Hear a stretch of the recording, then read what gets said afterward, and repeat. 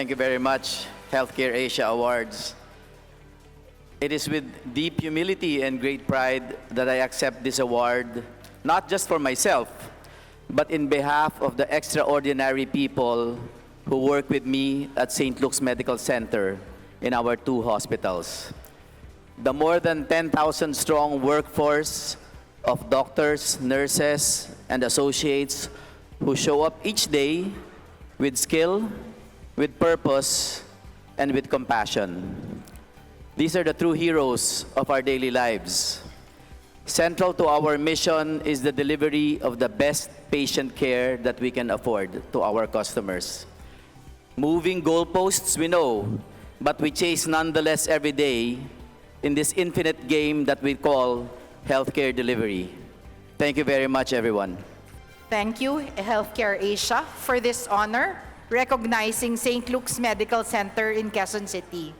From a humble dispensary in Tondo, Manila in 1903 to our home in Quezon City since 1961, we have grown into the institution we are today.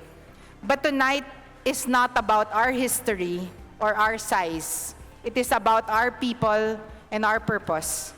Every day, our teams elevate care through clinical excellence, relentless improvement, and an unwavering commitment to put patients first. As my CEO, who's the CEO of the year, says, we receive this honor with this award belongs to them, our doctors, nurses, allied health professionals, and associates. And to our patients who remind us why we do what we do, we receive this honor with grateful hearts and with an even deeper commitment to serve better, to care deeper, and to lead with purpose. Maraming salamat po sa inyong lahat at mabuhay tayong lahat. I think really the reason why we achieved that highest score is that over the past decade or so, especially in St. Luke's, Quezon City, we've sort of lived the JCI way. It is no longer something that we prepare for. It is something that we do every day. Most of our people are now very well familiar with how quality and patient safety impacts outcomes. And putting a structure like the way that JCI puts a structure to all of this is really but intuitive for most of our people.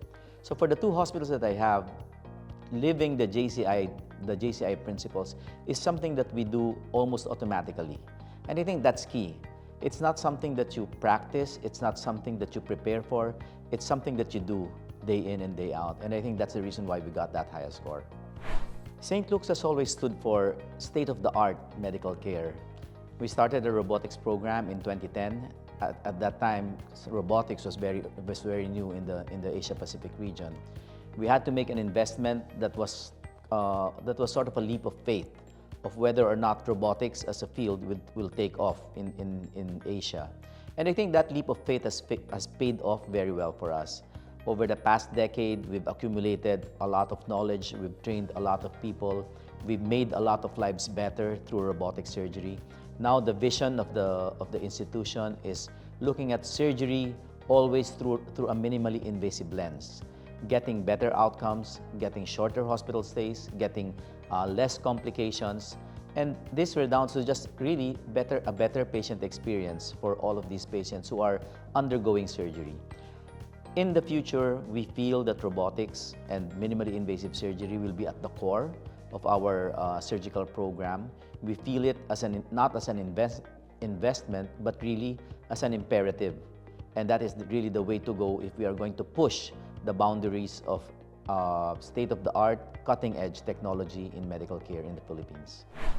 That is a very big challenge. Leading and staying on top. I always say that when you're on top, the next place you end up is second place. All right. So, but really, what our thrust is looking at what we do and what we do best. This is delivering the kind of patient care with innovation, with compassion, with dignity to our patients, keeping on listening to what our patients needs, and at the same time paying attention to what our healthcare providers need. I think taking care of a hospital is not just taking care of the patients, but also taking care of the people who take care of the patients. you will not be able to succeed if you do not see this as two very important goals. The challenge now for us is remaining on top is really, again, pushing the edge towards medical care. I think we will be able to do that by research.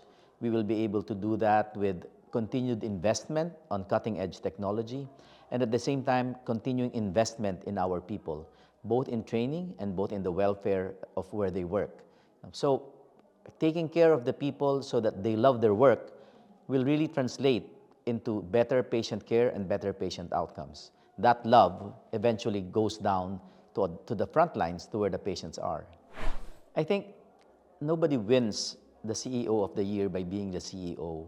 I think the CEO of the Year award is really won for the CEO by the people who work under him. And what is crucial in this is that the leadership is not centered on the top, but the leadership filters down to the bottom. That is when you see people taking responsibility for their actions, people taking accountability for their actions. And they will only feel that if they know that they have the support of the leadership from the top. I think, to me, supporting my people is the most important role that I have as a CEO. And I will continue to do that, because it's only in supporting my people that I will empower them and give them the authority that they need to deliver the best care possible for our patients.